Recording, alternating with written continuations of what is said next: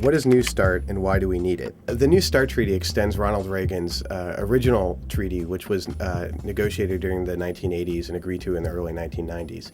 This treaty enables nuclear stability between the United States and Russia that gives both sides a good understanding of each other's nuclear arsenals, of each other's nuclear weapons, and it also puts in place new reductions in the amount of warheads that are allowed, and also the reductions in the launchers or delivery vehicles, the things that actually deliver nuclear warheads to their targets.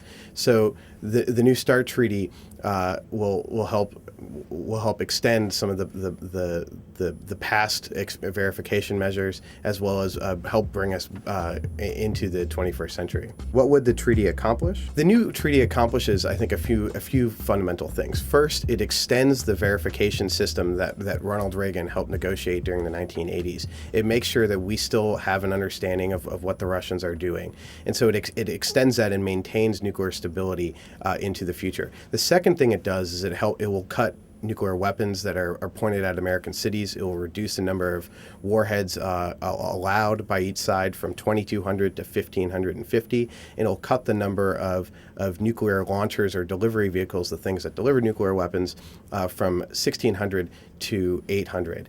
And I think that finally, one of the more important things that it does is it affirms the reset of U.S.-Russia relations, which had been sort of in the dumps before President Obama came, and this sort of affirms that the United States and Russia can work cooperatively together, and lays the groundwork for perhaps a new, more far-reaching treaty that will cut more nuclear weapons in the future. Why do some conservatives object to the treaty? Well, I think some conservatives are frankly just opposed to the idea of cutting nuclear weapons, that they still live in this Cold War world where they view Russia as an enemy, as a country that is about to attack the United States, and so they want to actually build more nuclear weapons to try to outdo the Russians.